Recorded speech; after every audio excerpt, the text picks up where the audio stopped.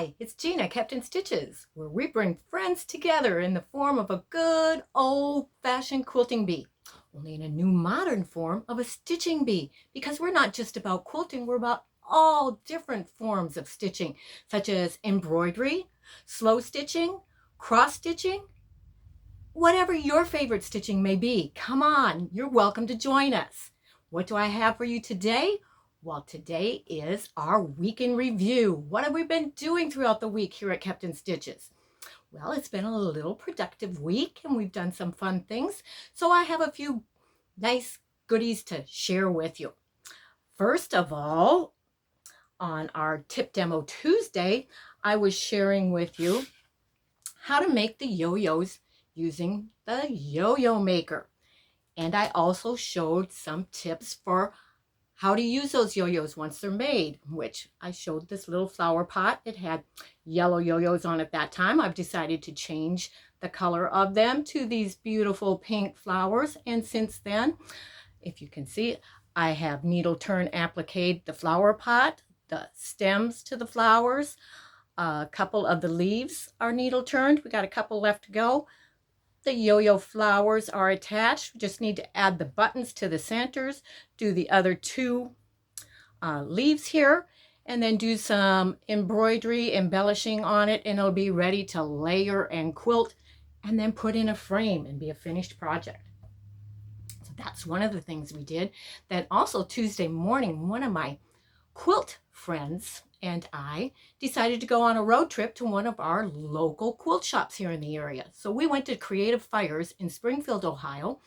It's located on 1525 Progress Drive, and I'll share that information with you in the description box. So if any of you are local, want to check out Creative Fires Quilt Shop, that information will be there for you.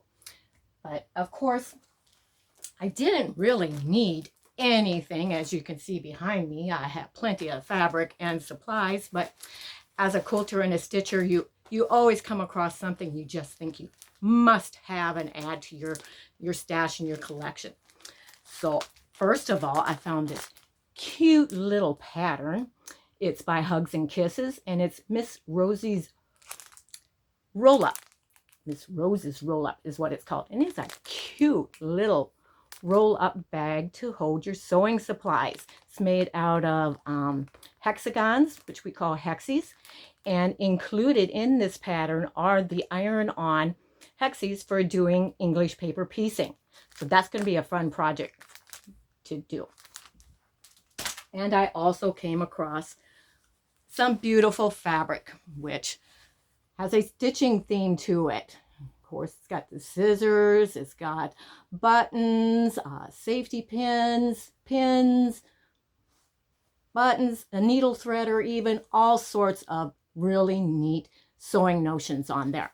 And then to go along with that was this cute one with all the different thread spools on it. Love that. And then this one has all the different colored scissors on it. And that background, if you can see it, is actually in the shape of pattern paper. So that is really neat. They all coordinate and go together. And of course, they just happen to be the colors of my cottage. So why wouldn't I pick them up? So we have those, and I have a little project in mind for my Facebook group, which, by the way, my Facebook group is Friends of Captain Stitches Quilting Stitching Bee. And if you're interested, the link will be posted in the description box as well. All you have to do is click on it, ask to join. We also started a new month this week, March, and I, of course, have my UFO unfinished project inventory that is all numbered, and each month, at the start of the month, I pull a number, and that is the project that I have to work on some throughout that month. So this month, the number pulled was number 163, and it happens to be these cute little fat quarter bundles and the pattern Crazy Eights. It's called Crazy Eights because it takes 8 fat quarters to make the cute little quilt. This is a throwback from the past because this was actually purchased at Daisy Barrel in Fairborn. They're no longer there, but that was way back in 2006. So I've had this sitting around to make since 2006. So now this month, both of those quilts will be made up. Maybe not quilted, but they'll be pieced. and ready to be quilted. Fun little project, quick one. I like those quick, fun projects. Also, this week, I am following along on Marie Scrappy Creations, and she has been doing a 12 block quilt along, and we got block 11 this week. So that is my block 11. Only one more block to go and it'll be complete. All the rest of the blocks, there's various other ones under here. They're all scrappy, done with scraps, but I'm excited to get to block 12 and get that completed and be able to put it all together in a beautiful quilt. Also, I have been working on another blast from the past, and that is a mystery class that I took back in 2003. And not knowing what it was going to be, I love Civil War reproduction fabrics. So I chose Civil War reproduction fabrics to make mine out of. This is a sample of one of the blocks laid out, not stitched together yet. There's two of them laying there ready to go. And I have the portion of the quilt, which I have sewn some of the blocks and rows together. So that is the project that it is and working on. It's going to be a cute little laptop size quilt when it's finished to add to the cottage. What else have we been doing? Let me look around and see. Last week I neglected to show you, that was in our review, one of the little quilts that I had gotten out and was working on that I call Kicking Up Her Heels.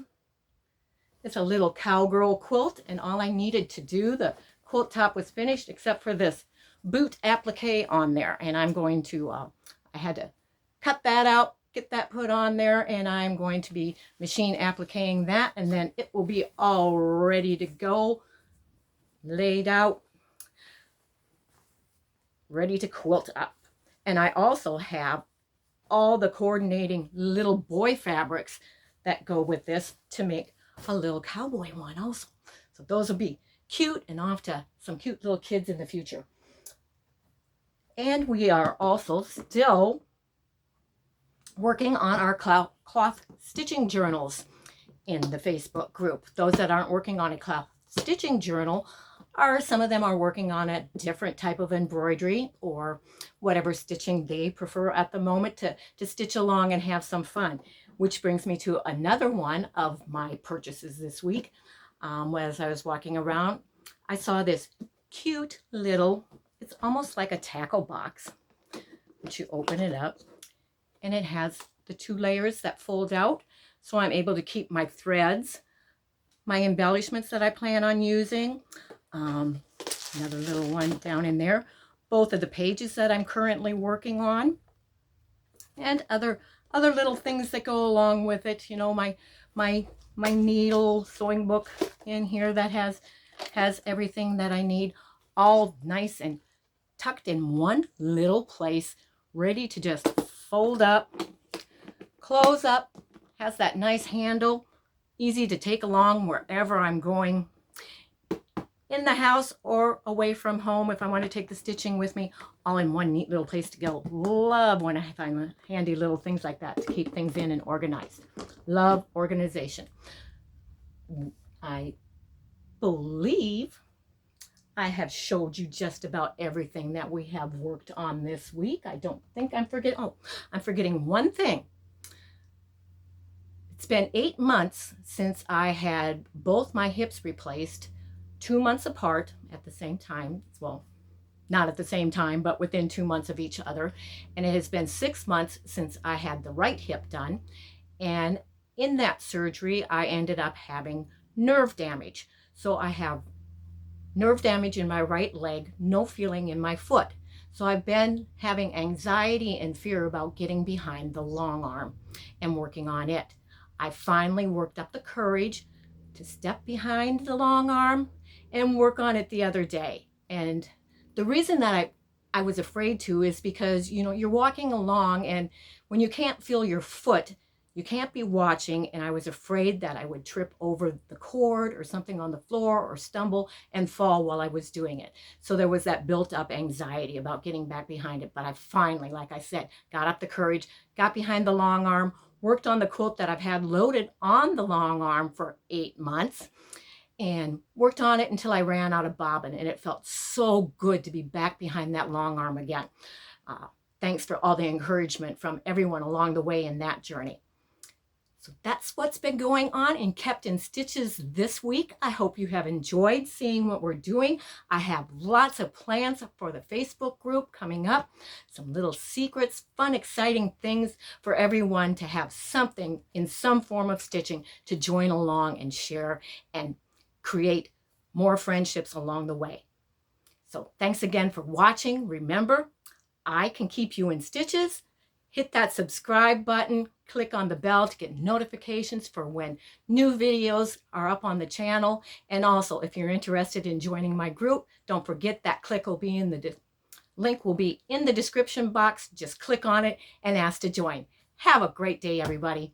Bye-bye.